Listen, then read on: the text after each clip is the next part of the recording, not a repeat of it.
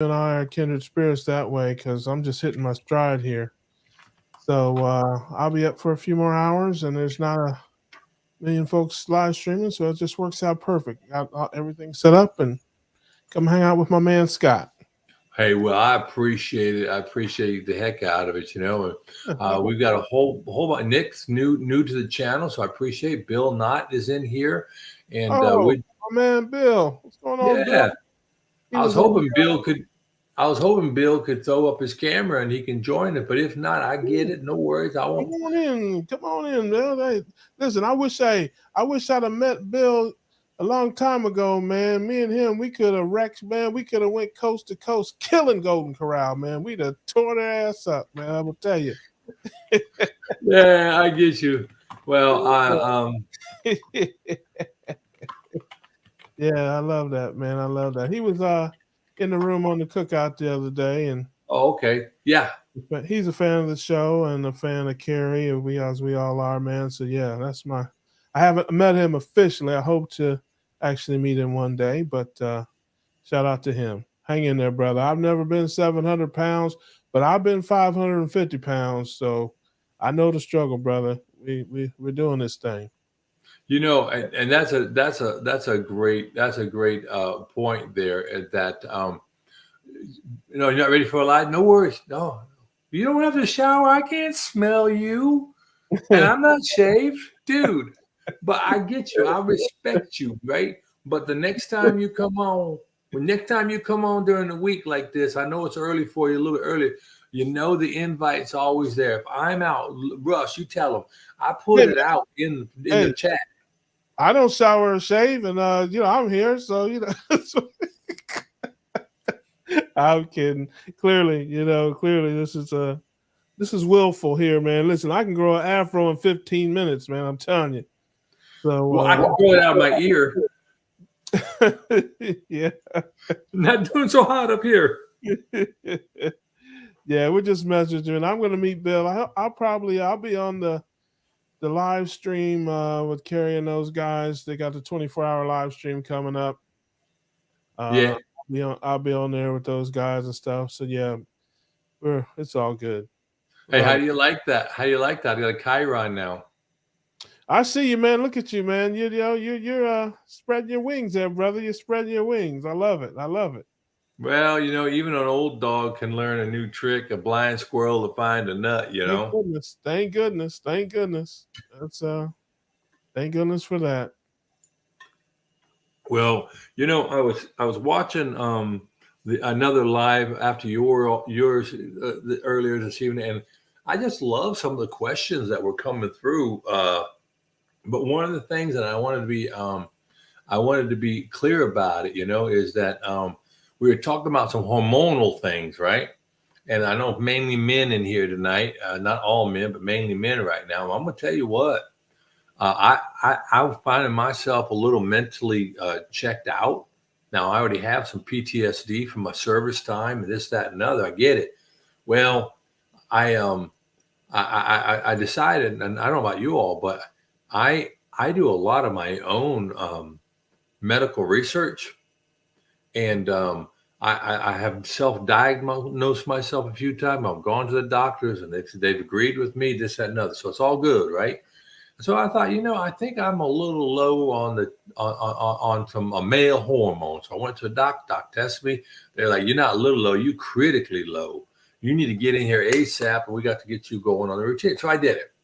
Well, anyway, long and short of it was, I ended up, if a little bit's good is more better. Well, I did the little more better thing and went a little overboard.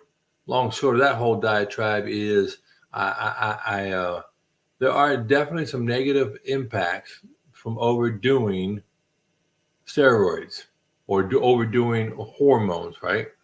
And I'm done with that now. But I got to be honest with you, the carnivore way of life has been a godsend in that regard. And I don't think that men talk about it. I understand men don't want to talk about it, but it's awfully prevalent. I think seed oils and the sad diet, are bad. But I'll tell you one of the hidden thing for military man, right? Mhm. too much alcohol, you know. And I'm not asking anybody to bare their soul here, but when I was young and in the military, and even before I got in the military, that that alcohol thing was a real problem for me. It was a real problem. I lost stripes, wrecked cars, and really caused some problems with it. And so now I'm blessed that I'm not addicted to alcohol, right? And I say that because even while I overdrank and over imbibed, I did it because I was bored. And when I stopped drinking, I never once had withdrawal symptoms. But I drank too much. And I don't think that helped me at all. Yeah, I never was really a drinker. I was more of an eater. Yeah, myself. I got drunk one time. I got drunk one time in 1987. Yeah, that was enough for me. And I I don't know if my testosterone is low, but in a way, I kind of hope it is because I need some things to be low. Everything else is high. My blood sugar is high. My blood pressure is high. My fasting insulin is high. My cholesterol is high. So the only thing low is my IQ and my self esteem. Okay, well, I get the self-esteem. I doubt your IQ, but I have a question for you then. Where are your Hopefully, my, triglycerides? hopefully my testosterone is low. That give me some low things. I need some low things. I got you. I got you. But do you remember what your triglycerides were? Sure. Yep. I did a video on this. My triglycerides were 101 and my HDL was 39 at last check. So, I mean, I had a 2.6 ratio. That's terrible. So, I got to work on that. My fasting insulin was 23. That was terrible. So, Yeah. I got to, work on that too. But the good news is diet will take care of it, and I'm checking my blood again in November. All right. We'll see where we're at, and of course, we'll make a video about that. Cool. Now, I just this week. So my wife, in a squirrel moment, my wife and I, she takes me out for walks because like walking the dog. We take the dogs, and she walks me too, right?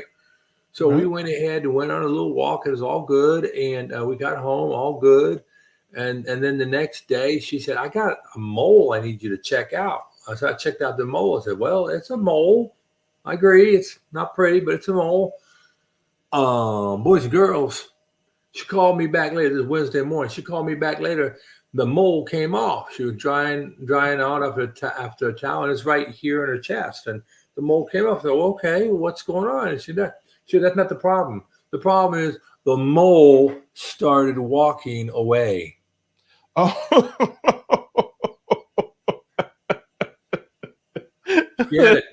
She had a tick. yeah. That's no joke down here in the South because they got the Rocky Mountain spotted Oh, yeah. fever. You got the Texas Sure. one, and you got the other one that gives you alpha gal, means you can't eat red meat. Yeah. I've heard of So, that.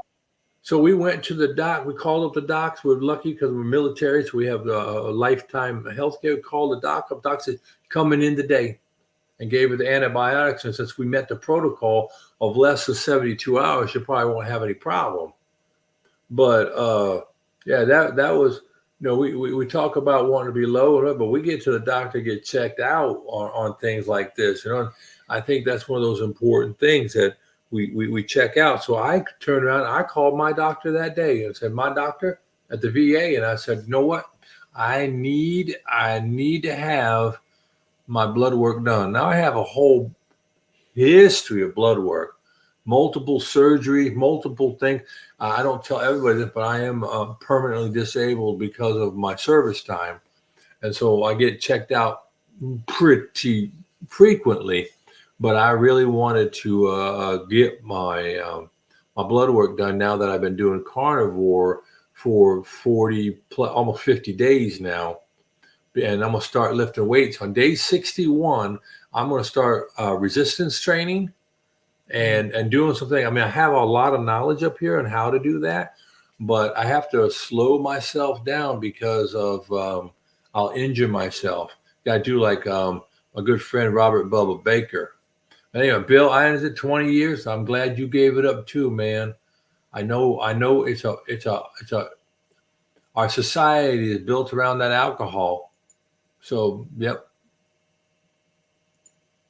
Catching up here a little bit on these. I'll make sure I get everybody out there. Yeah, sure. Oh, you Good. hurt your heart pretty bad. Still trying to heal. Yep, I get it. We just gotta take that bull by the proverbial horns. Yeah, you're on the road, Bill. You'll be all right, brother. Just keep putting one foot in front of the other, man. You'll get there.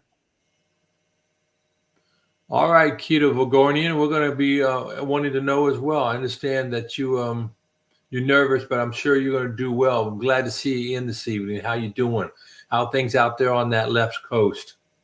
Yeah, hopefully you got your fasting insulin checked out there, Becky. Hopefully Oh, got your I fat. hate it when I hate it when the phlebotomist can't get that stick. Yeah. But yeah, on yourlabs.com, that's how I did mine. I talked about them on my channel and also did an interview with Dave Feldman, who's the owner of Oh, onyourlabs.com. I met him in Orlando, and he's a real nice guy. good. I'm glad you got that done. I actually asked my doc. I actually went to him. Now, you all might know me. I'm kind of wordy, and I kind of like to think I know some stuff. And so I was like, hey, by the way, I want to come in. I need to be checked. I've been losing a little bit of weight on purpose, blah, blah, blah. And I want a fasting insulin. I want this. I want a CAC. And they got back to me. Well, that CAC is kind of like something we can't order until you go to the doctor. But also, I've been diagnosed not only with a fatty liver, but an enlarged spleen. But the problem is I have an enlarged portal vein. And they're worried about portal vein hypertension. But I think I ain't worried about nothing because I think it all work out. But Yeah, yeah, I'm definitely getting fatty liver goes hand in hand with high fasting insulin. everything. Yeah. So you'll, because mine was a little bit too. Now, ironically, this is an interesting thing. I think it's AST is what your liver. It's is it AST or I think so. Anyway, That's one of them. yes. But it's the one that I think I'm trying to refer to. Mine was 21 or 22, I think, if I remember right. Uh-huh. And the numbers range it says 0 to 44, so I'm right in the middle. But I was watching Dr. Lustig a while back. I don't know if you follow him at all or familiar with him. I am a little bit. Yeah, but he said that when he became a doctor many years ago, the range was 0 to 25. And they changed it in the 80s to 0 to 44 because a lot of people were in the 20s, high 20s, or, mid 20s, and people weren't dropping over dead. So they just raised the range to 44. But he said, you show me somebody with a count over 21, I'll show you somebody with a fatty liver. Yeah. Well, Yeah. the way I heard it told to me, and of course I researched the bejesus out of this. Metabolic syndrome is pretty much what you're looking at. And if your belly button is over your waistband, Yeah. then you got a fatty liver. Now, here's what they didn't tell you. Your liver is naturally fatty. It's a question about Yeah. ectopic fat around the side, and it's the visceral fat. And Dr. Sean O'Mara, who's really big about the sprinting, and I know Yeah. Woodster knows about that. He's like, hey, get rid of the visceral fat, and the fatty liver is going to be going on the way out too. Well, the way that I understand ketosis, your body prioritizes visceral fat first. I've read Yes. that in two different places. Fat, especially in your organs, your kidneys, your liver. That's where it starts, and then it goes to subcutaneous fat. I mean, Well, my I'm a little in the weeds here for mine because I'm not real big on the science and all that stuff. But you know, right. Well, I'm really big into the science part, and so yes, I know you're deeper than me on that stuff. Yeah, the thing that I've learned over time is like you can't spot lift to get one area, to lose fat. You can't do crunches to lose fat.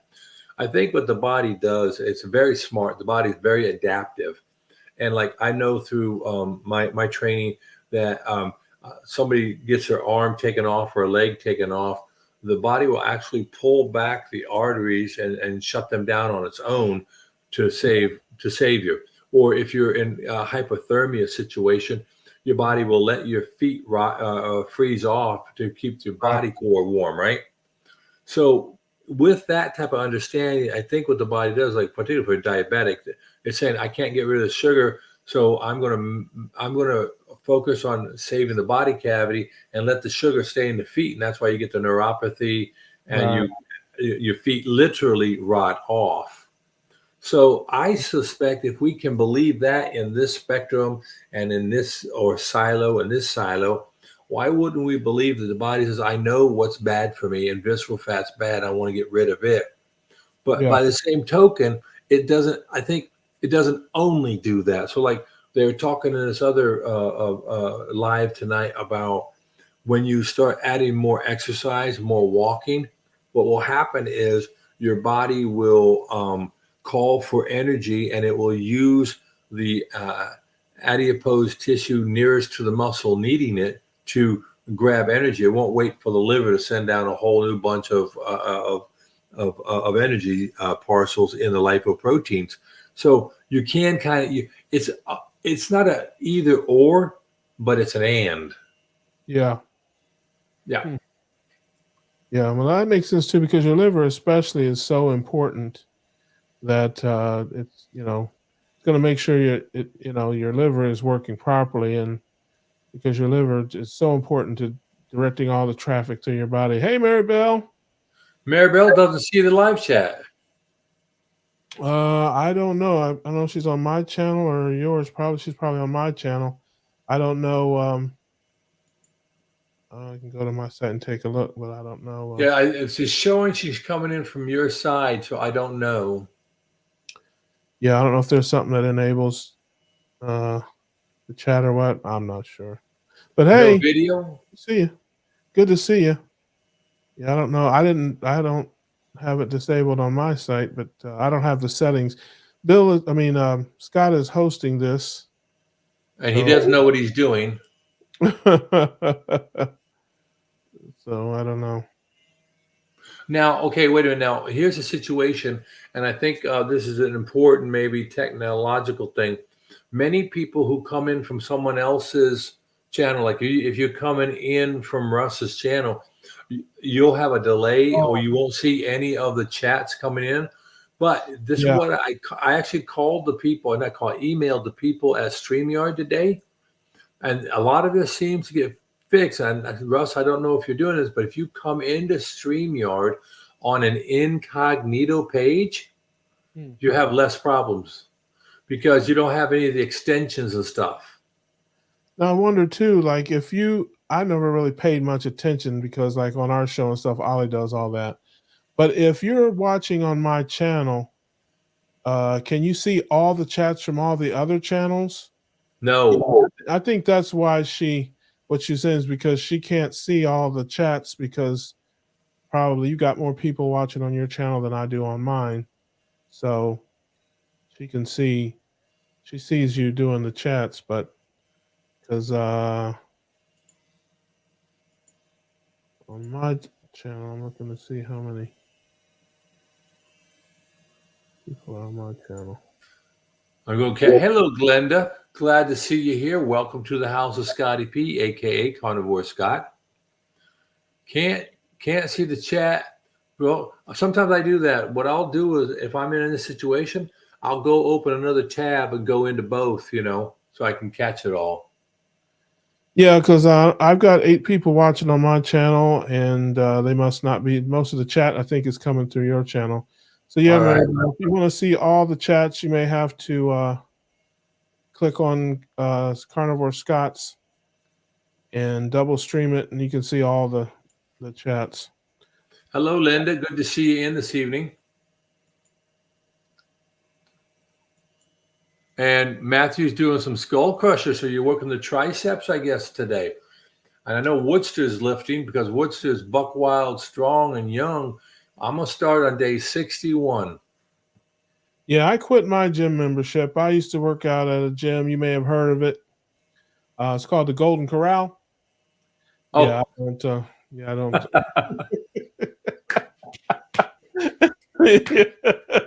I don't work out there anymore. well, that's to be understood. That's to be understood. I tell you, I have been known to frequent that establishment, And down south here, everybody likes to go to the buffet, and I got one down the road that's really good, good home cook, and they got mashed potatoes every night, and they got mashed potatoes and collard greens, spinach, corn, cream corn. Thursday night was pork chop night, but and fried chicken, southern fried chicken every single day. Hey man, we ought to get a group together, man. We need to get a flash mob, man, and run in the Golden Corral and just run them out of meat. We just get about we get about 30 to 30 of us just roll up in there, man, and run them out of steak one night. Just run them out of there. Hey Tom, good to see you. Hey, look, you know that people see us coming in, they're like, no, no, no, no come tonight. No, we Not the come. carnivores, not the carnivores. Man, one time I was out with some buddies of mine. This was many years ago. It's probably 25 years ago. And when they had this little local restaurant, they had all you can eat spaghetti and meatballs. And they had these huge meatballs, and they would limit, one meatball per, serving. And my buddy Tom McGovern, he didn't care nothing about that. He would go in there and just grab 3 or 4 meatballs, and the ownership would be getting a little mad at him or whatever. And 1 meatball per, he didn't care. And one time he was mad because they ran out of meatballs. They were waiting for more to come out, and a guy came out with a pan of like 8 or 10 big meatballs, and he come out there, and Tom got up and was, before he could even get there to put them in the thing, Tom got up and he took 3 steps out of the kitchen, saw Tom coming over, and he turned around and went back in the kitchen with me.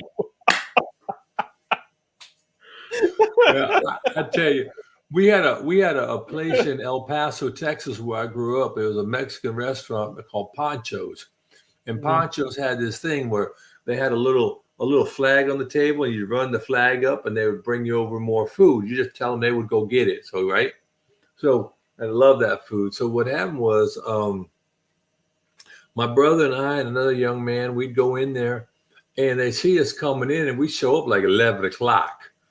And we start eating, and we not got our food bag done till like 1. And my brother can weigh out eat meat. And my brother's, he was like, one time they came over, and he had the little thing up for the chili rellenos. And my brother said, look, let's just make it easy. Why don't you go get the pan of chili rellenos and bring them over? And we would literally have them bring over pans of food. And we would just, my brother, when he worked at Taco Bell, he'd bring home 30, 40, 50 tacos at night after he closed. And he'd wake me up, and I'd eat my 30 to 25 tacos. And I mean, man, and I was skinny as a rail back in those days. But that's when they used to cook with real fat and real food. Yeah, Tom was funny. I don't even know if Tom is still alive. I need to find out if my man Tom is still alive. But we used to torture him because he could not stand it when you threw away food. He couldn't stand it. And we would go out and we would get the hottest, spiciest foods we could find. And we would come back in there. We'd have him put extra peppers and extra everything. And we'd come back to work, and Tom worked with us. And we would be like, we'd make sure he saw us going to throw some food in the trash. Like, we got this burrito, but it's too spicy. We're going to throw it away. And he'd be like, hey, don't throw that away. Don't throw that away. What's wrong with you? That's a perfectly good one. I'll eat that here. Man, and he would suffer through that thing. We used to torture him because he couldn't stand it to throw away food. It was, I'll tell you another quick story. There was a guy that swore he could eat a whole bucket of chicken. And one of the guys was like, there's no way you can eat a whole bucket of chicken, KFC. He's like, yes, I can. He's like, no, you cannot. He said, I'll bet you $50 and I'll buy the bucket of chicken. So my buddy had us go out and get the bucket of chicken. And he he sent his assistant out to get the bucket of chicken. And he said, I want you to get the bucket of chicken. And I also want you to get a 4-piece. And I want you to take that 4-piece and stick it in the bucket. Okay. He said, because I'm not losing this bet. There's no way. So guys were betting, we were taking action and everything on this thing. So the day came, and we had the bucket. And I don't know, the guy was a dummy not to count the pieces of chicken. But the bucket was overflowing. You could barely get all of it in there. He's just down. He tears into that thing. He ate all but 2 pieces of that chicken. He ate a bucket and a 2 piece. And after he got rid of that second piece, he looked down in that thing and he just said, and he did an expletive and pulled $50 out and slammed it down on the table and walked. We laughed so hard we peed ourselves. The guy ate a bucket plus a 2 piece and came up off the $50 because he thought he lost the bet. Well, I tell All you what, because he that's didn't. like cool. That's like Cool Hand Luke. You know what I mean? When he ate Yeah. 50 eggs. Yeah. So Maribel, you had a question here. Let me see if we can, between this astute group, you were talking about your husband first. That your husband's been walking. He has high blood pressure and diabetic. He's not lost weight, but he's eating, but is still eating poorly. His blood sugar is not going down. Then you said I should be happy that he's willing to walk, but he doesn't want to change his eating. And now you come back with overcoming carbs. Said you can lead a horse to water, but you can't make him drink, right? Hey, But shout Maribel, out to my buddy Ron, overcoming carbs. He's good. Good guy, friend of the show. Yeah. Maribel, listen, let me tell you something. I can't speak for everybody. I can just speak for me. Um, some people just he's not sick and tired of being sick and tired yet. mm-hmm. For a lot of folks, that's just what it takes. I don't know who, is and I can't remember if we talked about this before. We might have, but I don't know who's in charge of the food or whatever. But you can try to Jedi mind trick them a little bit, and maybe make some things and mix it up a little bit, get him to lower his carbs. But people have to make their choices. And when you get sick and tired of being sick and tired, you'll start making different choices. Um, you know, but it is great that he's doing something. Right. I mean that he does care. And so just be patient, and people have to do things in their own time. But that is good that he does exercise, and like I said, maybe a little small incremental changes. I don't know your husband's temperament or his personality. I don't do well with big changes, but so I couldn't make big drastic changes, but I can make little small changes over periods of time. So I see Bill's leaving there. Take care, Bill. We'll see you, brother. We'll see you around. Appreciate you stopping by for a little bit. Heck yeah. And I got to tell you, the thing, Glenda, is I think one of the challenges is there is somebody in our community or in your community that will be able to reach your husband in a unique way.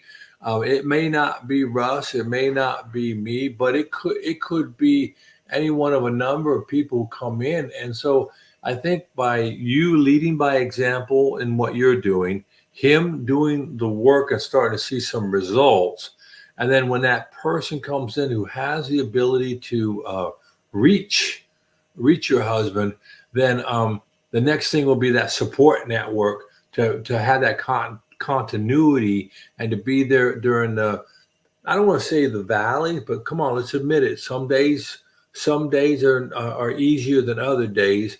And so having a community of people that are like-minded, because like Russ will tell you, Russ will be the first one to say that he is not dogmatic about this way of his life, his new lifestyle. He said, look, I was telling my wife, by the way, I ate something today. She was like, can you eat that?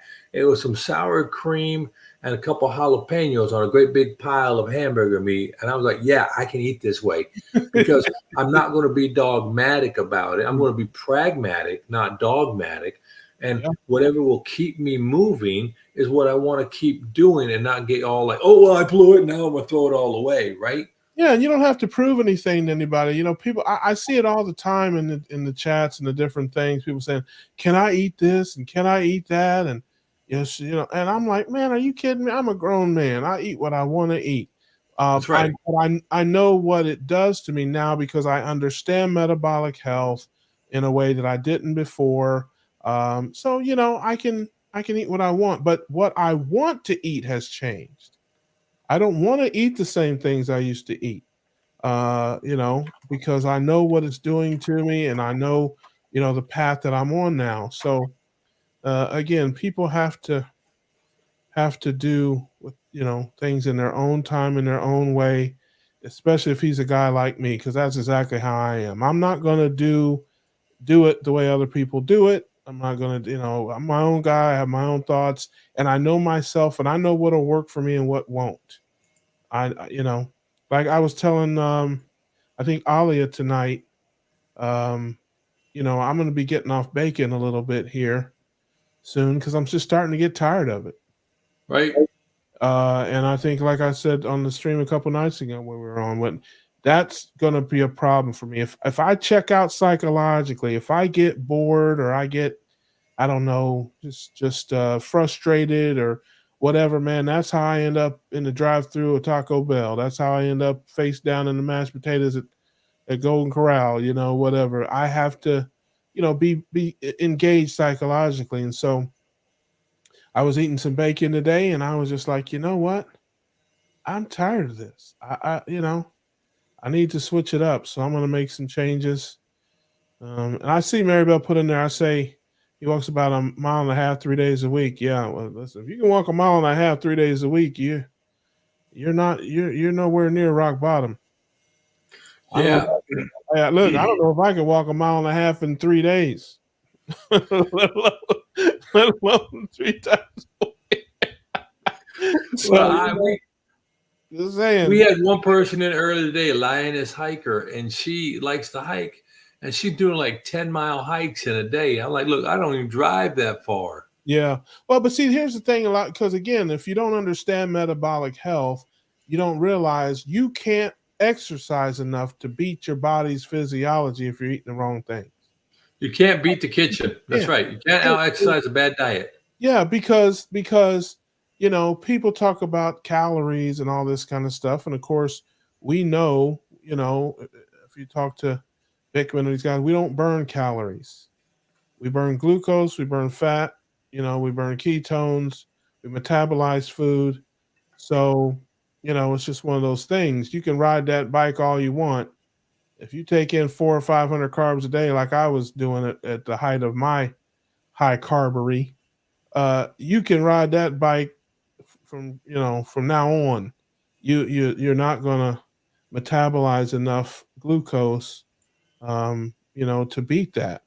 So Right?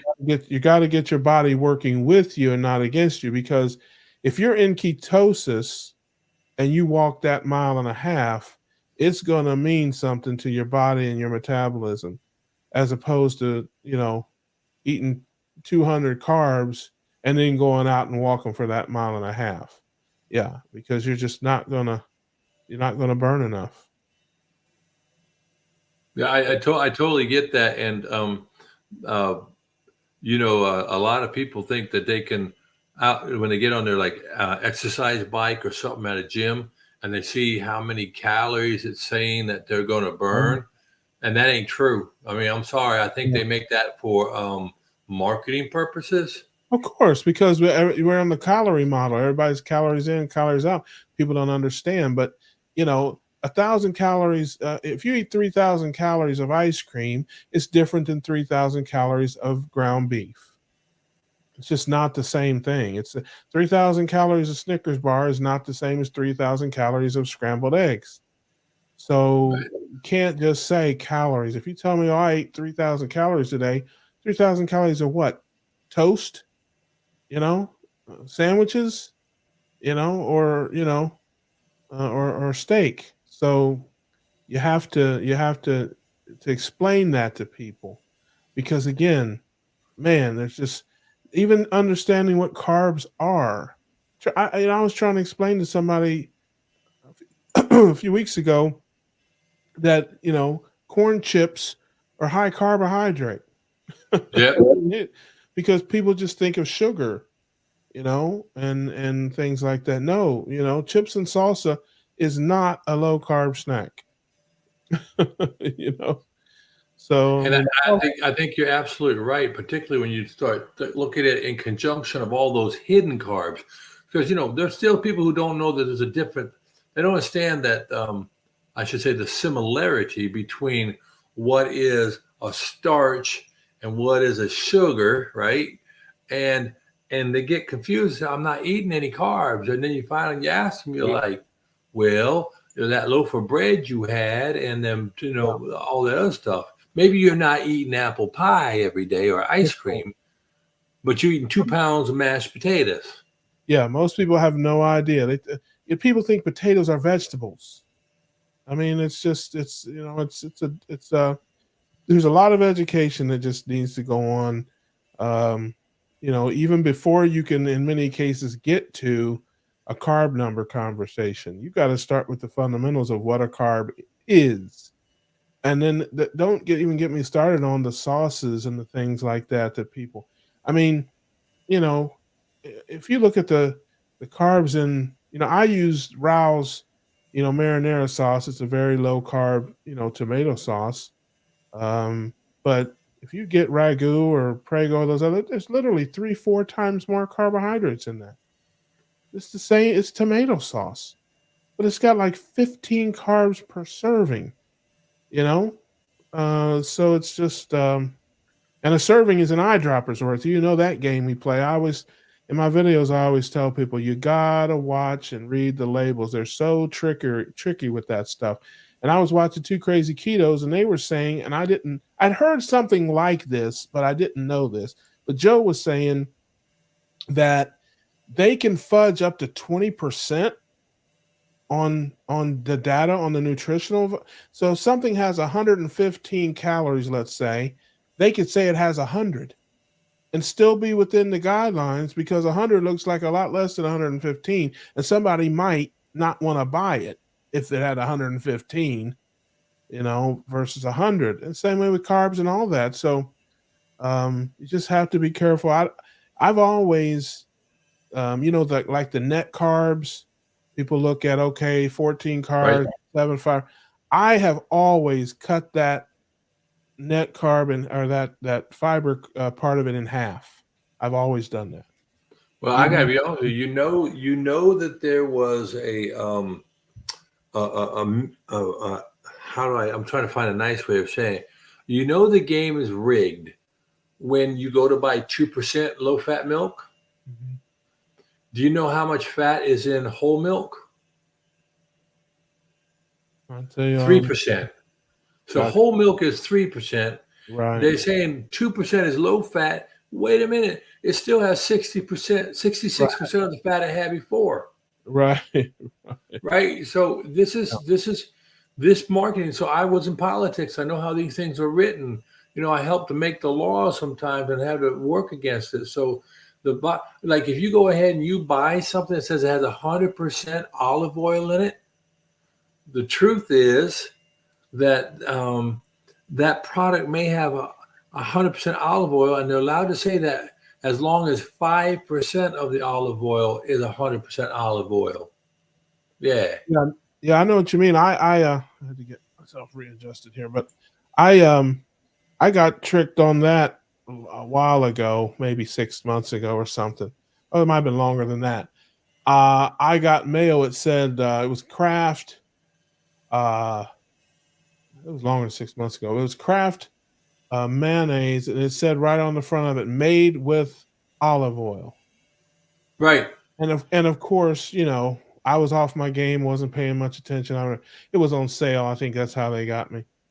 But, but you look at the back and you see every other kind of oil as well.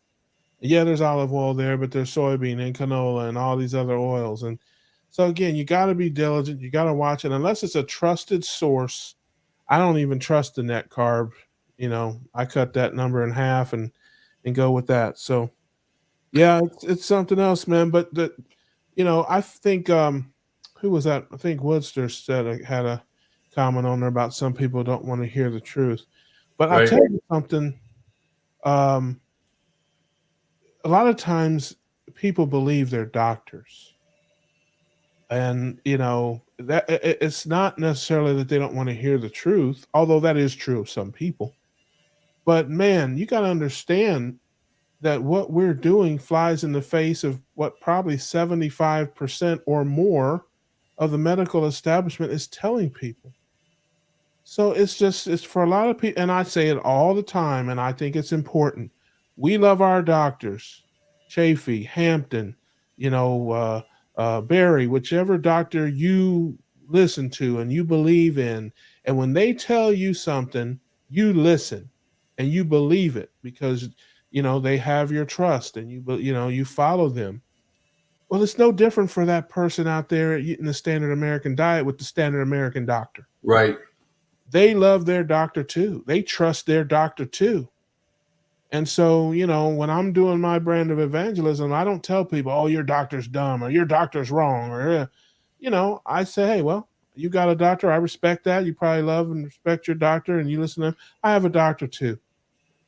And my Right. doctor's telling me something different. And hey, maybe I can introduce you to him. Here's some videos. Here's a, link to a study, whatever. I don't just, jump in. Your doctor's a moron. It's not going to get anybody anywhere. But those folks listen to their doctors the same way we listen to ours. So you in some ways you kind of gotta be respectful that way. Show them the respect that you would expect. Yeah, Now, yeah, look, I'm reading this. I'm reading from Overcoming Carbs. This thing about question: is insulin needed for carbs or calories? Well, this is what I can say right. for sure. That's right. Insulin is a hormone that is responsible, that does a lot of things, not just taking care of carbs, so to speak.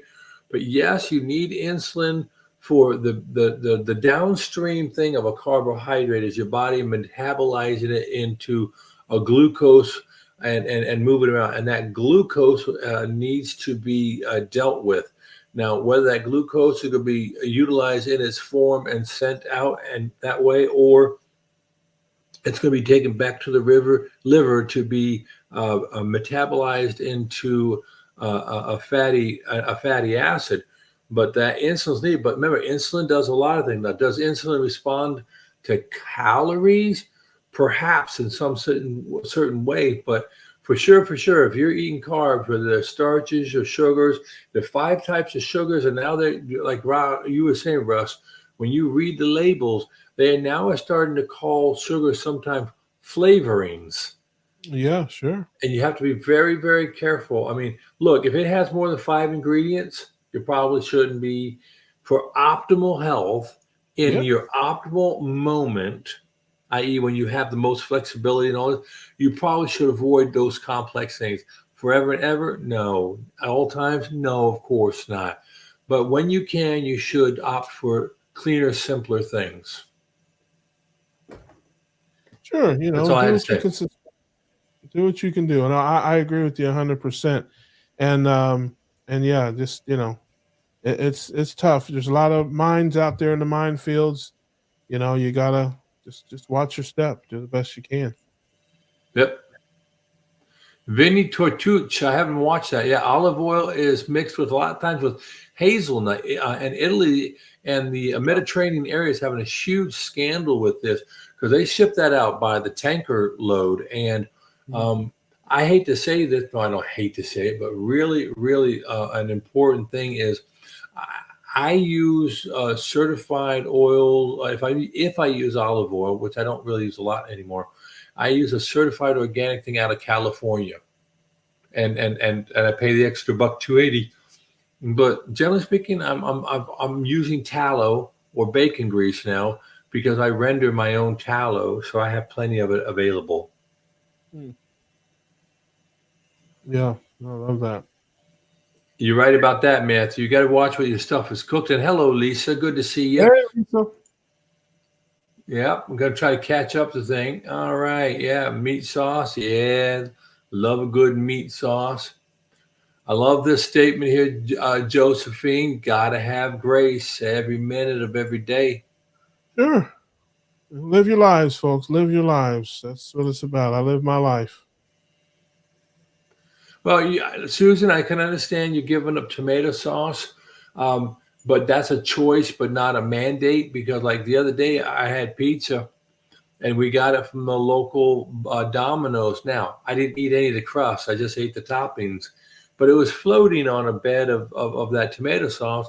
And I was getting a little bit, oh, I need to scrape it off. I said, Scotty, you're not even going to be eating a teaspoon of it. So you know what? It's okay. I eat tomato sauce and salsa very regularly. I get the Rouse marinara. It's got 6 carbs per serving. It's about 42 carbs in the entire jar. Um, and I can get, I don't get 6 servings out of it, but I certainly get uh 4 to 5. So you're talking about 8 to 10 carbs per serving, well within my 15 number, and it mixes with the fat and makes a nice little broth that I knock down as well. And then the salsa's got less than that. I use a salsa; it's got like 2 carbs per serving, and I love that with guacamole and sour cream in my ground beef. And yeah, I'll probably be doing that next week. So yeah, tomato, and I used to eat lettuce and tomatoes all the time.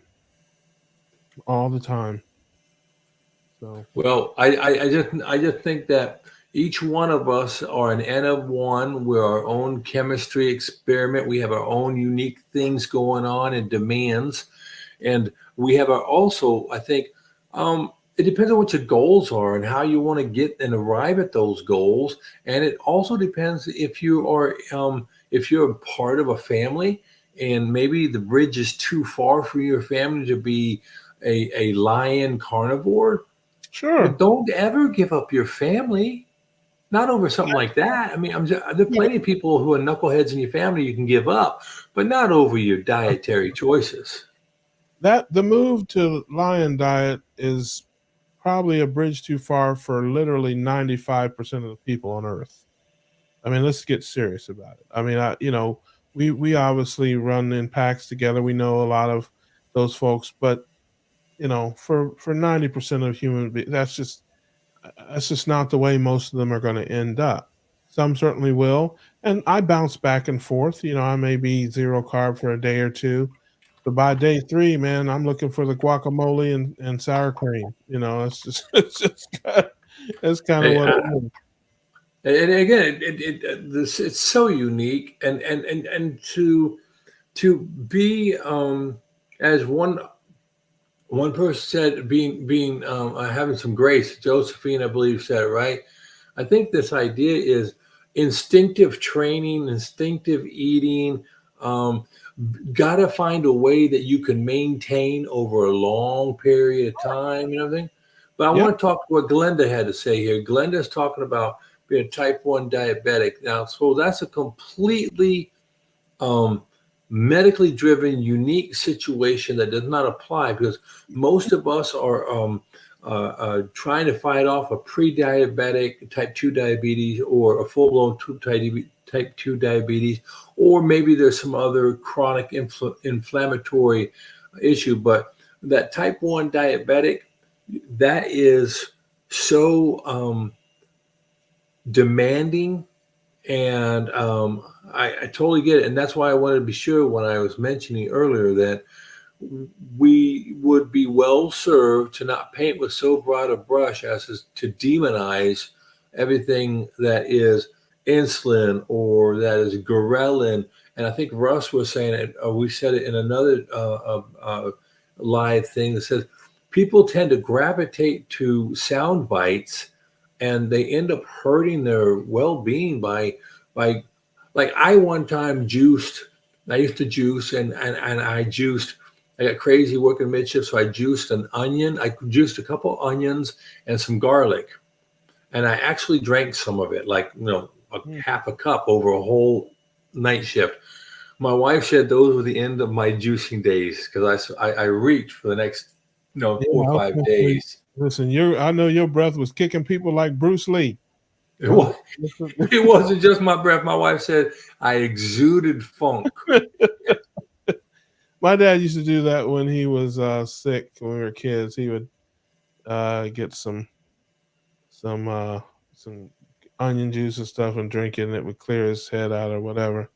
But yeah, Dr. Bickman talks about insulin, and I didn't know this. I know I heard this a long time ago, but A type 1 diabetic can eat 10,000 calories a day, Snicker bars, ice cream, whatever, and will not gain a single pound until they take an insulin shot.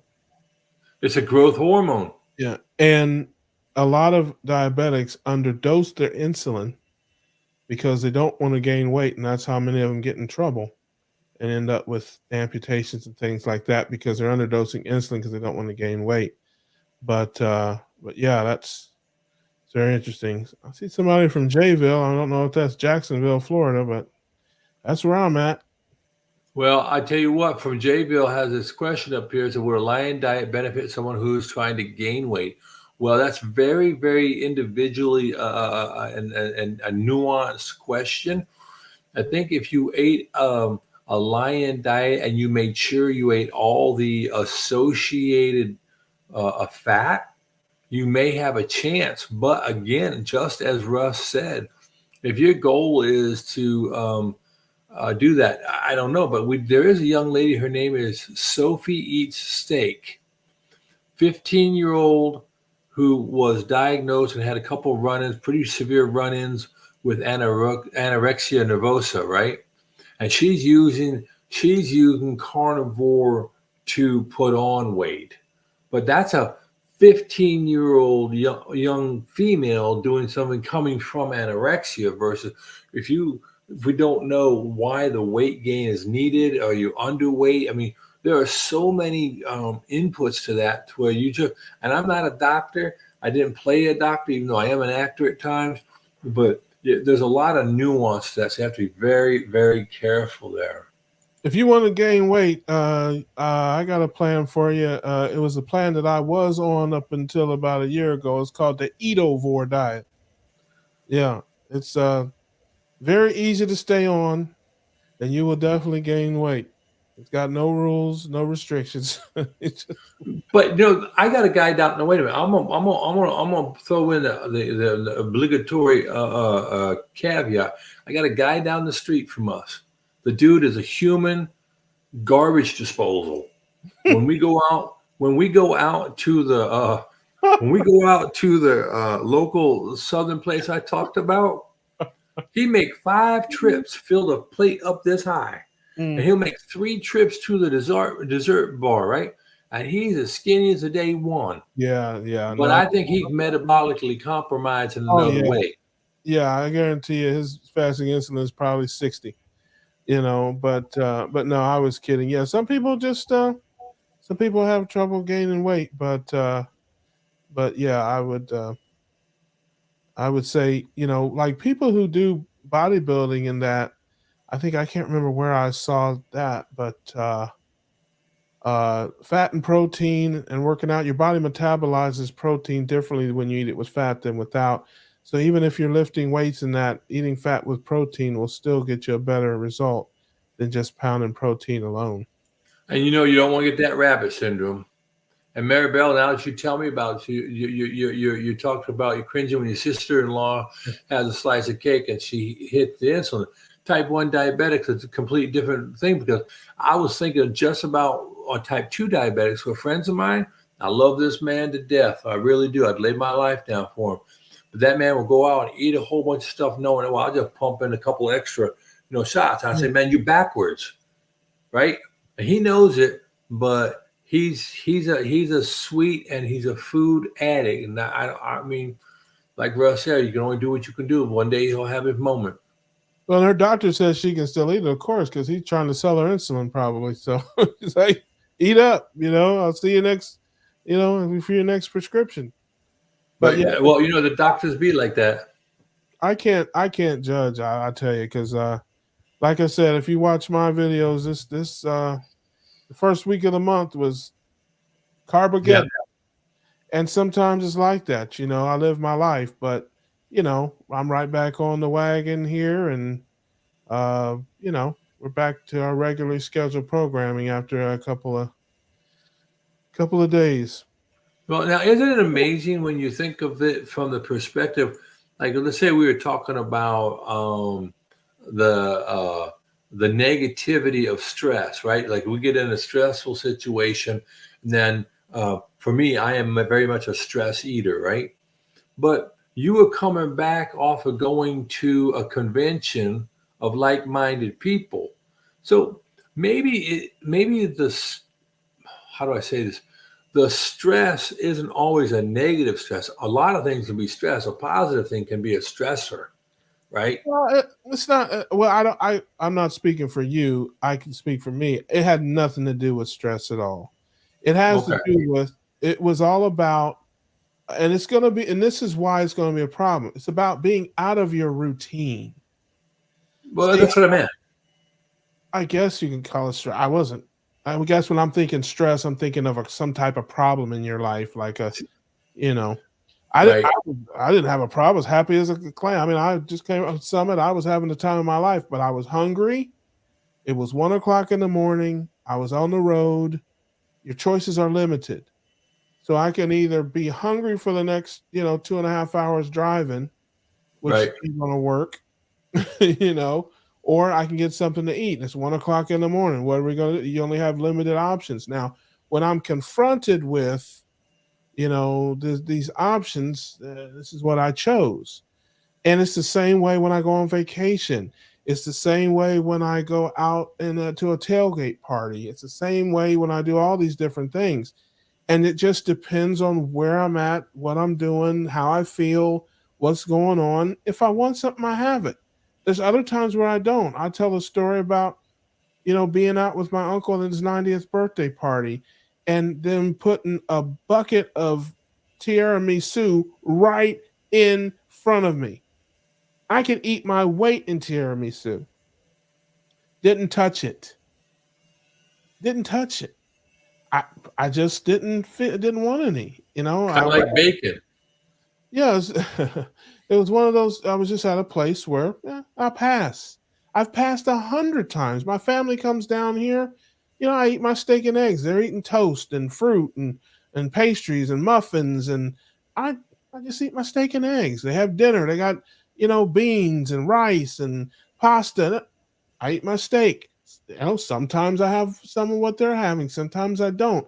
It's all about what choices are in front of me. But when I'm in my routine at my house, living my daily life where I'm at 90% of the time, I do what I do. This is, and the 10% just doesn't matter to me. So I'm going to be going on vacation here next week. I have no idea how it's going to go. It could go great or it could go off the rails. I don't think about it. When I'm hungry, we'll see where I'm at and what choices I have and what decisions I make. But I can promise you one thing: I will not lose one wink of sleep over any of it.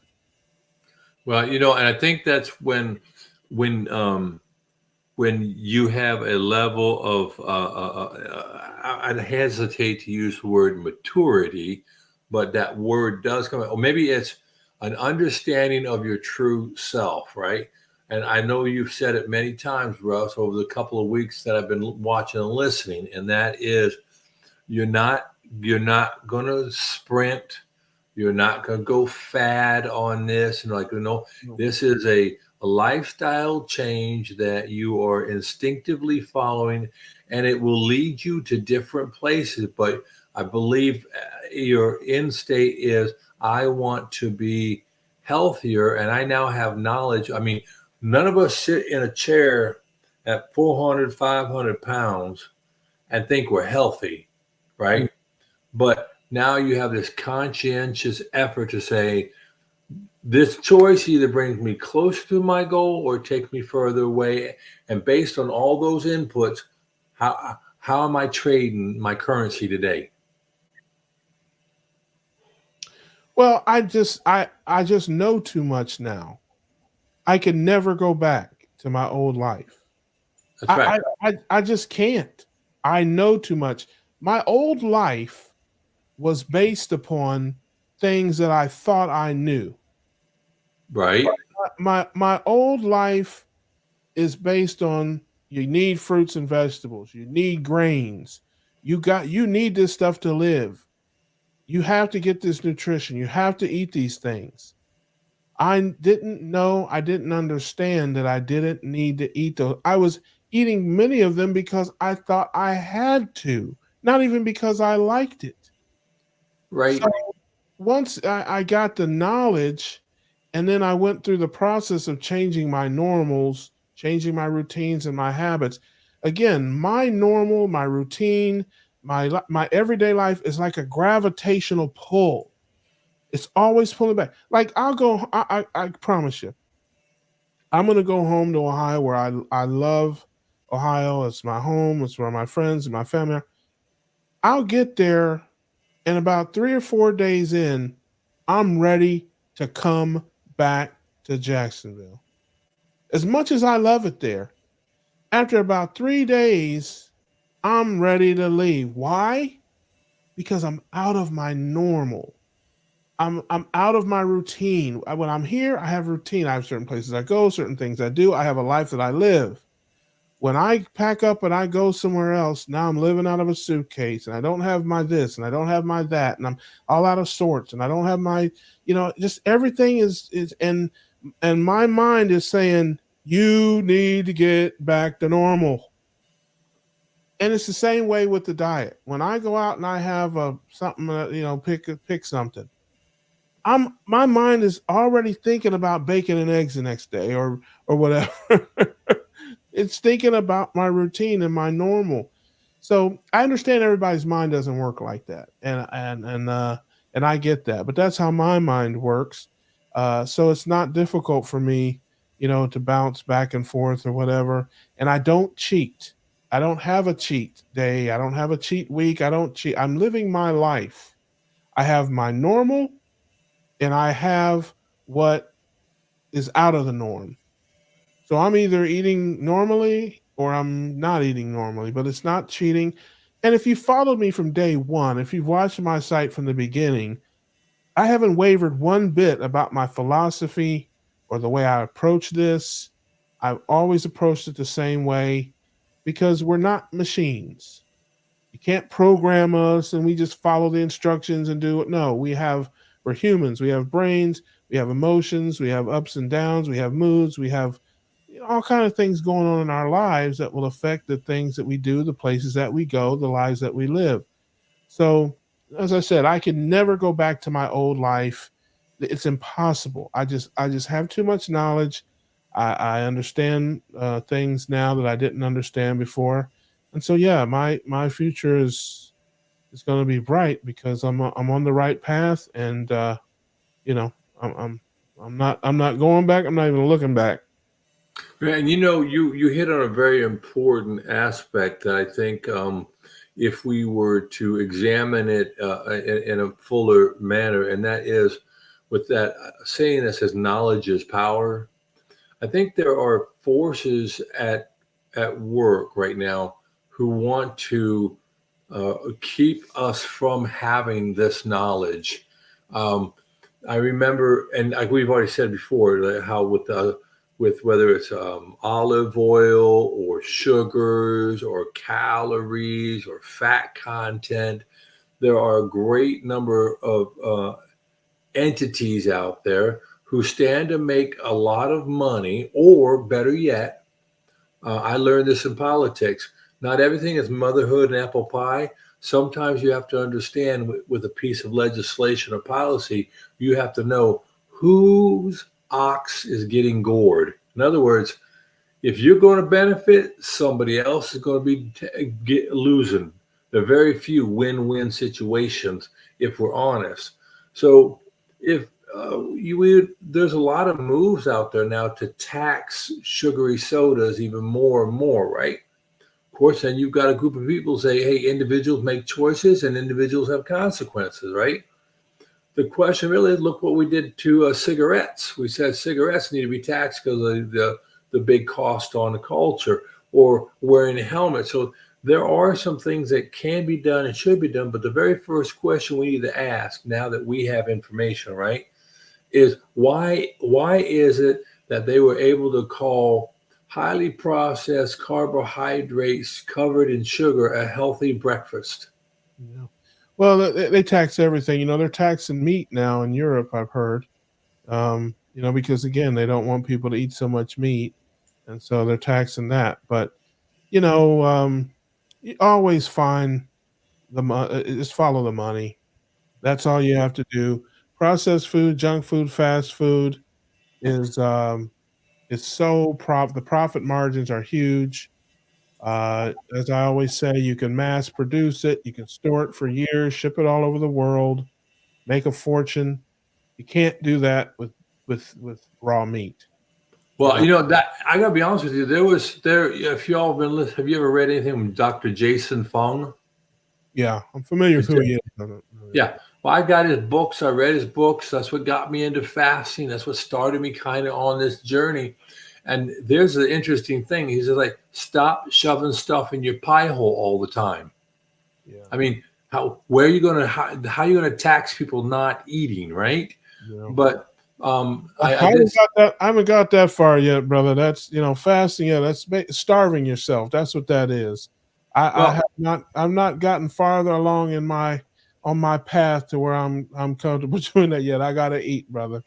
oh no, I get that, but you know, as I read into it, and I realized that every night when I go to bed and I don't eat all night, I got 8 hours. I'm not eating, right?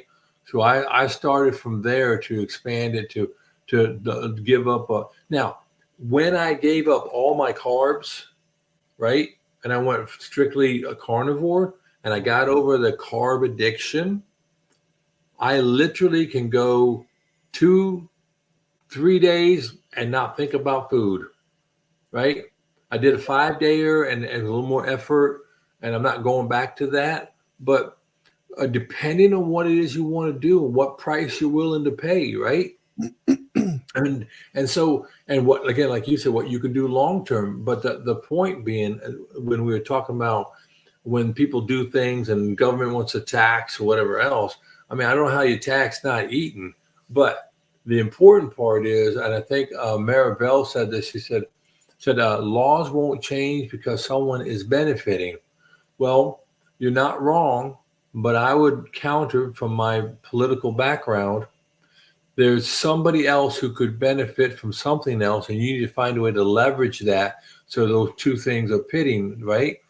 If you take alcohol consumption and alcohol and sales of alcohol, you get people want to sell alcohol and the impacts on society, and they find a way to pit one against the other.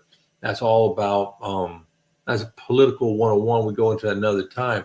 But in the end, I think we all could agree that we are now aware and we have a responsibility because of that, right? At least to ourselves. And it's like, you need to know yourself. I mean, I learned all the stuff I learned about medical stuff because when I was in the military, they didn't want to get rid of me. They spent a lot of money training me. They needed me to do my job. They would not diagnose me with asthma. They would not diagnose me pre-diabetic. They wouldn't do a lot of things until you get completely broken and then you become expensive. Then they fix you. So I come from a culture of denial. Yeah, well, I think I sang a song one time on the cookout. I only think of food on two occasions. That's day and night. Yeah, and that's about it. That's my eating window, day and night. And you got the hips to prove it. Yeah, so listen, I'm not there yet, but that might happen down the road when I get further in my development. But I eat when I'm hungry, and I'm up and at 'em about 17 hours a day. And when I'm hungry, I eat. When I'm not, I don't. And I do some snacking that I probably shouldn't do. I've cut down on that, and I have cut my eating window down a couple of hours as well. And it's going to be an ongoing process, but I'm still getting results, and I'm still happy, and it's comfortable and easy for me. And right now, that's the most important thing, is to just something I can do, something I can sustain, and you know, and then just work to shrink that eating window down. You know, get rid of those snacks. But see, that's the way I was when I was doing the wrong things. I eat the same way I've always eaten. I just eat different things than I've always eaten. So I always, you know, I I always snacked and stuff like that, even when I was eating the wrong things. I didn't eat a ton of big meals. It's here and there. I mostly just snacked all through the day. So like I said, it's a process to change. I've changed my life tremendously. I was telling, I think Ollie or somebody, man, my carb number used to be 400. Now it's 15. Well, you bring up something that's interesting. I want it triggered a thought, so I'd like to ask you to answer, and then if anybody in the chat verse wants to chime in, please do. But Russ, do you find this way of eating that you've been doing in your ketogenic lifestyle has given you freedom from some food issues? I don't know the answer to that. I mean, I don't know the answer to that. I don't think about it very deeply. Uh, I just, I don't know how else to say it. I don't think about it that deeply. I have always been the type of person that just I live my life. I do what I want to do, based on the knowledge and information that I have, and based on what I like. In life, I do the right thing the right way, and I do what I like and makes me happy. Uh, Pretty much in that order. That's the way I approach everything. And again, I didn't have any of the problems other than being heavy that people have. I wasn't depressed. I wasn't anxious. Wasn't on any medications. I've never spent a night in a hospital. I didn't have aches and pains. I just couldn't hold up my own weight. That was my only problem. So once I learned about metabolic health, learned that I need to get all that stuff out of my head about what I needed to eat to live. It's funny because I thought all the fruit and the grains and all the stuff I was pounding down, I thought that's what was keeping me alive. I thought that's why I wasn't sick all the time and why I wasn't in and out of the hospital and I wasn't diabetic. It was because of fruit and grains and all these vegetables I was eating all the time. That's what I thought. So I was doing, what I thought I was supposed to be doing, living how I thought I was supposed to be living, and it was just tearing me up. So, and addictions, I don't know enough to know um what addiction is versus what you just like to do. I don't think I'm Well, I don't think I'm addicted to heavy cream. I just like it. well, I I guess mean, I guess the way I look I at listen, I wouldn't bust anybody in the head and steal from them to buy it. You so But see, you hit on the part when you'll sacrifice the right thing for this other thing. You're like, no, if a guy likes to go out and have a beer, whatever, right? I don't. It's not something I do now. I did before. But when the guy will take the milk money from the kids to go buy his beer, that's a problem, right? sure, sure, sure. So I think in freedom of food is like, um, I used to not be able to turn down a diet soda. I drank a lot of it. And tonight, when I was doing some work over at this house, helping somebody out, all they had left over, we had water. I drank a bunch of that. And they had a diet caffeine free Pepsi. And I took 2 sips of it. I said, I can't drink it. I cannot drink it. Used to hold the thing over to where I would consume it beyond reason, or coffee beyond reason. A whole bag of Reese's peanut butter cup beyond reason, right? Now I can walk by and go, no, I don't need it. I can walk by my wife's homemade cookies. No, I don't want it, like you were saying. I don't feel it, right? And that gives a sense of freedom for those of us who have been binge eaters, or I eat a lot on emotional bounds, right?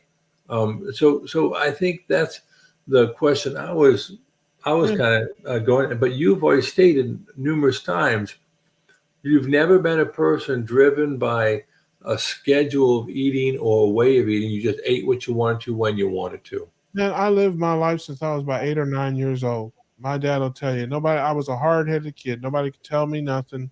I want to do things my own way. I just don't know. Like I said, I understand a person who's on a drug and they literally will knock their mom over and steal from her to get the drug or whatever. I mean, that's addiction. I get it. I've never felt that way about mashed potatoes. I've never felt that way about any of that. So I just like it. I grew up eating it. I like to eat it. Listen, and again, I guess this goes hand in hand with the addiction thing is if you like something and you want something and you have the means to get it, it's a very difficult thing to say no to yourself. And I don't care if it's food, I don't care if it's a PlayStation or a new TV or a new pair of shoes or a handbag or anything that you like.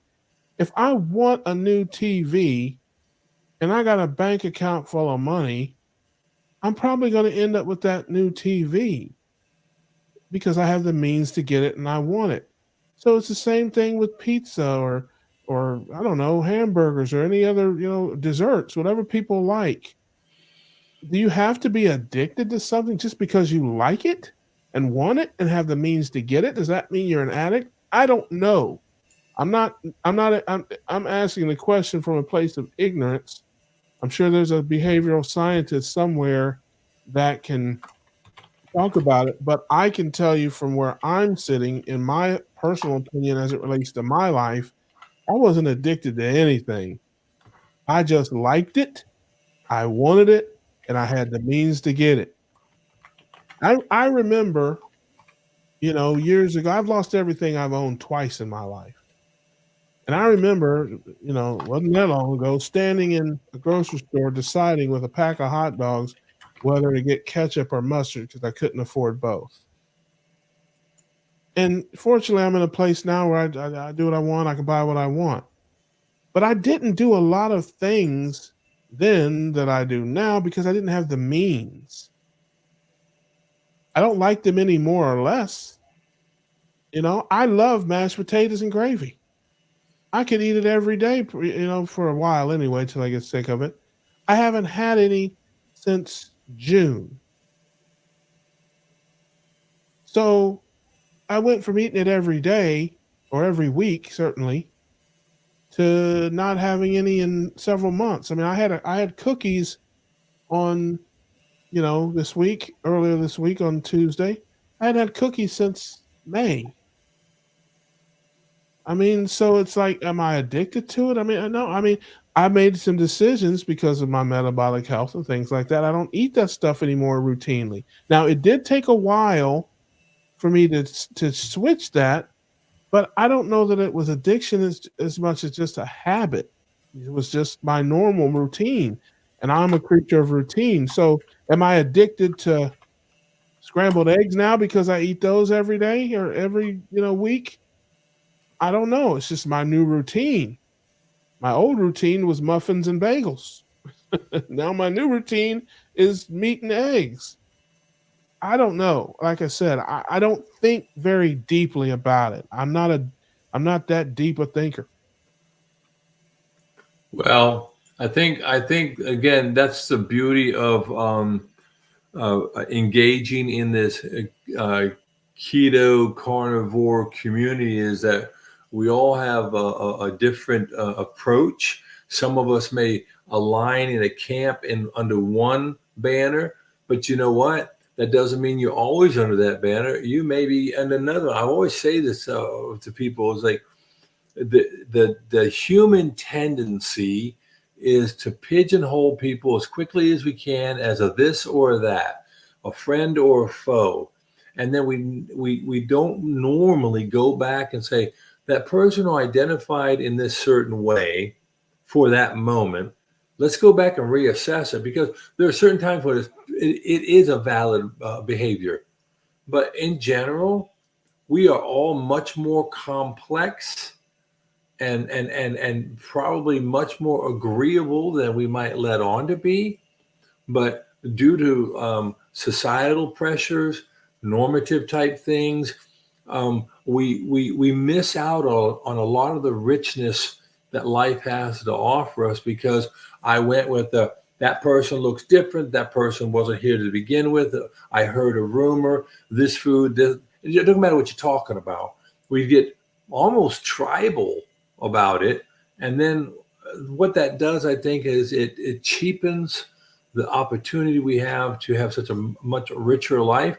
And if having a richer life means that you're going to have a burrito, I would go for the richer life because I heard it tonight. They said, so you eat something that's off schedule, 2 3 days, you're gonna deal with maybe some inflammation, some weight gain, and water weight. What is that over the entirety of your life And versus it the depends important? on and it depends on what it is and how much you eat too. Sure, exactly, of Yeah. course, but in context to the moment Yeah. and your goals, and oh, by the way, let us not forget people. Let us not forget the people. I mean, too easy. I've seen it way too many times in a lot of places where people abandon one another over dogma. Oh yeah, that's ridiculous. I Yeah. saw somebody. I think somebody asked the question if I was married. No, I am single. Shout out to all my lovely low carb ladies, my keto cuties all over the world. You know, holla at your man. We'll go half on a stick of butter or something, and we'll split a boiled egg. I'll split. I used to be. I once upon a time I'd take you out to ice cream, but not anymore. We don't do that anymore. We'll just go half on a boiled egg. But listen, you got to live your lives. You have to enjoy what you're doing. You can't torture yourself. And you just have to be reasonable. Oh yes, listen, snickerdoodles. I'm all about the snickerdoodle. I just had snickerdoodles. My niece made some snickerdoodles for my birthday, and yeah, I smashed them. I smashed them all. Well, I tell you, I'm telling my wife, she was asking me some questions about some things, and she's not necessarily on board with what I'm doing, but my wife is exceptionally gracious, and she will defer to me sometimes because of my insatiable appetite to study. She she will say to me, so we were talking about something, and she said, "I don't want to watch a video. You just tell me, that type of thing." So she she has some trust in me, right? But the bottom line is, if my wife makes something for me and she spends the time, I'm going to eat it. Sure. I mean, listen, it's to a point. I mean, we all have a point at which we say, "Hey, listen, I'm not doing that anymore," or whatever. I mean, you can't get too far afield, but it's everybody has to do what fits their life the best. And, that's the moral of the story. And that's the beauty of this lifestyle. I can do it my way. You can do it your way. We can slide Yes. back and forth between ways. I can be zero carb for a couple of days and then, eat something else the third day. And for me, that's the reason I can't really get to carnivore because after a couple of days, I'm looking at that steak and stuff, and I'm like, man, I got to do something else here, and So do me a favor, yeah. Mhm. Russ, please explain to Lindy what a snickerdoodle is. A snickerdoodle is a cookie, and it is kind of along the line of a sugar cookie. It's not very sweet.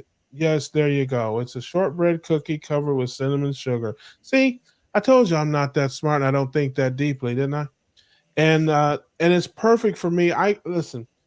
There was a restaurant down here years ago that I used to eat at called Sweet Tomatoes, and it was a soup and salad, and they had a bakery kind of. It was great for lunch, not really so great for dinner, but you could go in and have a nice lunch. They had 6 or 8 different homemade soups and this big salad bar, and they had a bakery, and they baked all their stuff, the bread and the different things. And you could go in there and have a nice little lunch and get out of there. Well, they baked chocolate chip cookies and snickerdoodle cookies, fresh homemade baked right there, and they sold them in these little bags, and there were 13 baker's dozen. And I would get a bag of those snickerdoodles, and I'm telling you, they never made it home. because here's what I would do, and here's what I would do. I would get those things and I would sit them up in the window, like because it's Florida heat. I'd sit them up in the window of my car because the car had been out in the sun, so the dash is like hot as an oven, right? I'd sit the little bag up there, and in a few minutes, they'd be hot, and it would be, and I would just take one little, take one and take another, take another, and because they're not very sweet and not very rich, they just sneak up on you. And by the time I get home, I'd be like, "Oh, I'll take the rest of these in the house." It was an empty bag. Yeah, but you won't do that more than one time on those sugar-free chocolates. I guarantee you that. I don't eat any of that stuff. I listen. I have never purchased not one single keto treat of any type. Not a bar, not a cookie, not a bread, not a candy. I got a bag full of candy at the summit I went to. They gave a bunch of free stuff away, and it was basically a trick or treat bag. And there was a bunch of candy in there, and I smashed it, and it was good. Most of it was. Some of it was disgusting. Not the candy, like there were some bars and some stuff in there. Um, and I just, I understand why people want it. It's candy. And at the end of the summit, I was kind of friends with some of the people that were running it, and they had like three big bags of those keto chocolates that were left over from, all the goodies that they were giving away. And they asked me, "Hey, you want these?" I'm like, "Heck no. No way. I don't want none of that stuff, man." I have no use or need for it. I know that other people do, and I have no problem with it, but no, thank you. Don't need it. Don't want it. If I want a snickerdoodle, I'm gonna have a real one. If I want cookies or bread or something, I want the real thing. I will go eat the real thing. I'm not gonna eat some keto cookie or any of that stuff. Not interested. Just that's Well, just me. I gotta be honest. I only had I wasn't on keto or carnivore. I was just trying to do a little low sugar, and I love peppermint patties, right? Mhm. So I bought a thing of well, I don't know what to use for the sugar in that, but I used a non-sugar peppermint patty bag. Well, Mhm. I ate the whole bag on the way home.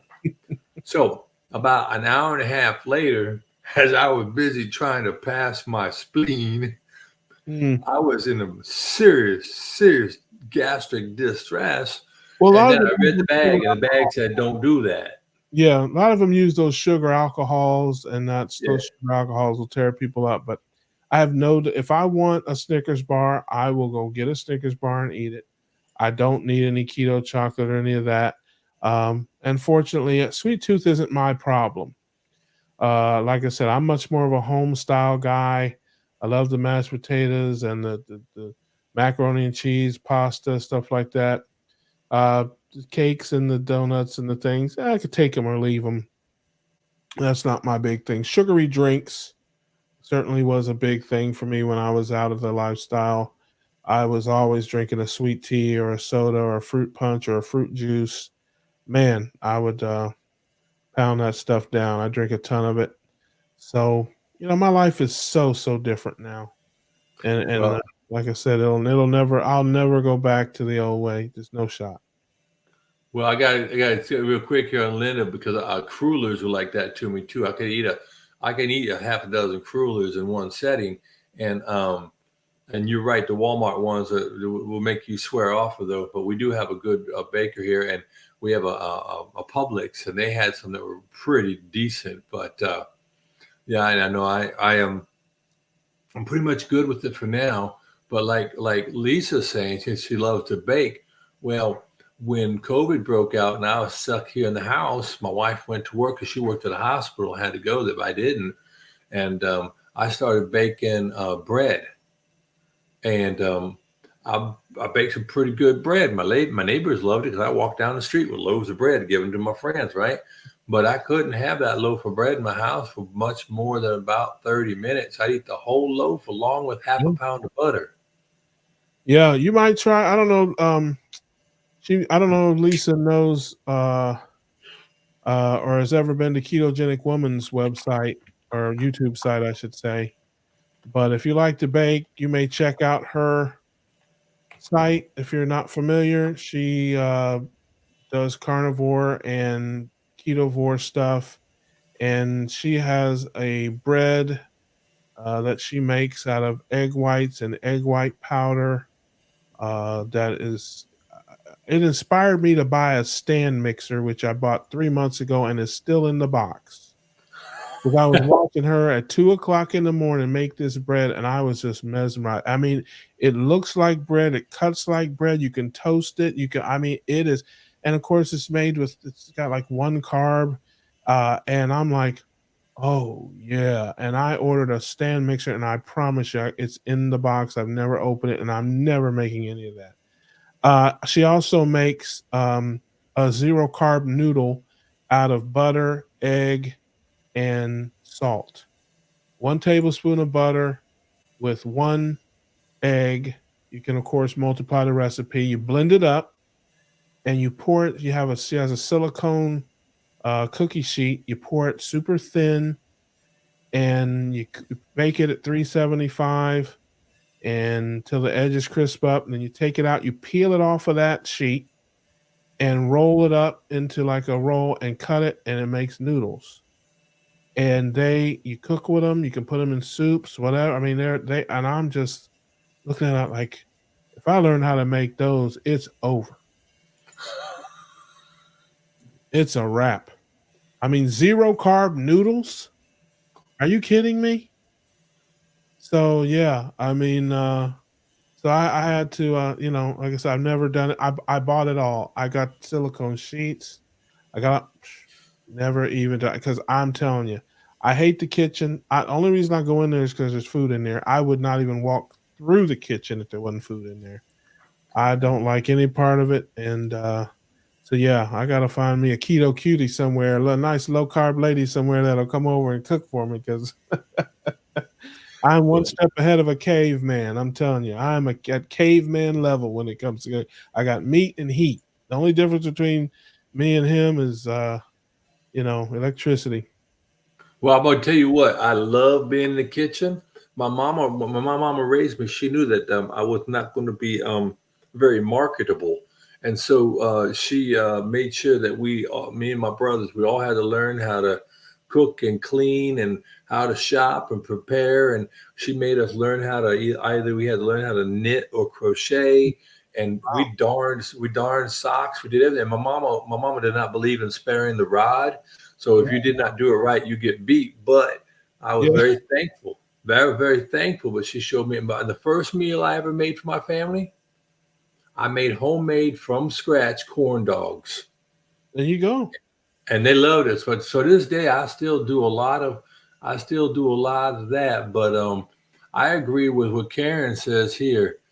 Hey man, I can put a pound of hamburger in a pan and brown it up pretty doggone quick and just be happy with that. Or you know what I'm saying? I don't have to get complex with it. Yeah, But I gotta have some variety. I mean, I don't need a ton of variety, but man, if I could make them noodles, woo, it'd be on and popping, brother. It'd be a whole new world for me. Because I do miss that kind of food. I miss the noodles and the pastas and that stuff. Yeah. So, but man, I'm gonna run here. Uh, yeah, me too. as always, brother, it's always good to be on with you. Like I said, you're the late night stream. We're like the I don't know, the late show for all the West Coast folks out there, and it fits well into my life because I'm up, till 1 or 2 o'clock routinely. So I'd be up anyway doing something, so I might as well hang out with you. Well, hey, I appreciate you coming in. I appreciate you sharing some time with me and giving us your insight. And I appreciate all the people on your channel who dropped by. I Yeah, hope that all my folks there. Good night, Mary Bell, and anybody else who was on my site there. And we'll do it again. Probably. next Uh, week. yeah, next Tuesday I may pop in after the show, the cookout after party. I think I'll be able to do that next week, next Tuesday. So if you're doing it, I'm sure you probably are. Oh yeah. So until then, everybody, be safe, be caring, be kind. God bless. Y'all take care now. Bye-bye. Yeah. And out of here. There you go.